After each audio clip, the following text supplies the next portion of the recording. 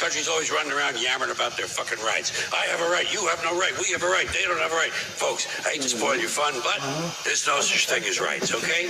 They're imaginary. We made them up, like the boogeyman. The Three Little Pigs, Pinocchio, Mother Goose, shit like that. Rights are an idea. They're just imaginary. They're a cute idea. Cute. But that's all. Cute and fictional. But if you think you do have rights, let me ask you this. Where do they come from? People say, well, they come from God. They're God-given rights. Oh, fuck, here we go again. Here we go again.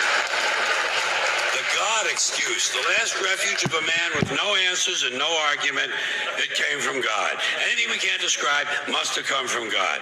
Personally, folks, I believe that if your rights came from God, he would have given you the right to some food every day, and he would have given you the right to a roof over your head. God would have been looking out for you. He would have been worried about making sure you have a gun so you can get drunk on Sunday night and kill your girlfriend's parents. But let's say it's true. Let's say God gave us these rights. Why would he give us a certain number of rights? The Bill of Rights in this country has 10 stipulations, okay? 10 rights. And apparently God was doing sloppy work that week because we've had to amend the Bill of Rights an additional 17 times.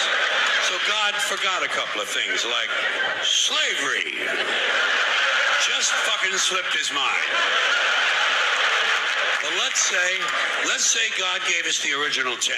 He gave the British 13. The British Bill of Rights has 13 stipulations. The Germans have 29. The Belgians have 25. The Swedish have only 6. And some people in the world have no rights at all. What kind of a fucking goddamn God-given deal is that? No rights at all? Why would God give different people in different countries different numbers of different rights? Boredom? Amusement? Bad arithmetic? Do we find out at long last, after all this time, that God is weak in math skills? Doesn't sound like divine planning to me. Sounds more like human planning. Sounds more like one group trying to control another group. In other words, business as usual in America. Now, if you think you do have rights, one last assignment for you. Next time you're at the computer, get on the internet, go to Wikipedia. When you get to Wikipedia, in the search field for Wikipedia, I want you to type in Japanese Americans 1942, and you'll find out all about your precious fucking rights, okay? All right. You know about it. You know about it. In 1942, there were 110,000 Japanese American citizens in good standing, law-abiding people who were thrown into internment camps simply because their parents were born in the wrong country. That's all they did wrong. They had no right to a lawyer, no right to a fair trial, no right to a jury of their peers, no right to due process of any kind. The only right they had, right this way, into the internment camps. Just when these American citizens needed their rights the most, their government took them away. And rights aren't rights if someone can take them away.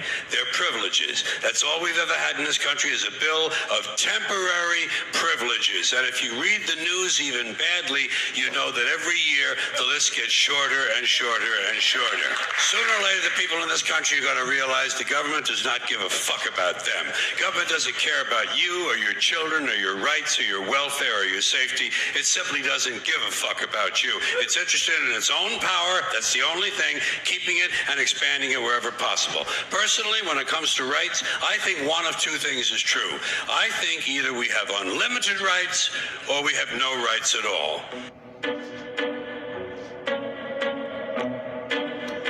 It's called the American dream because you have to be asleep to believe.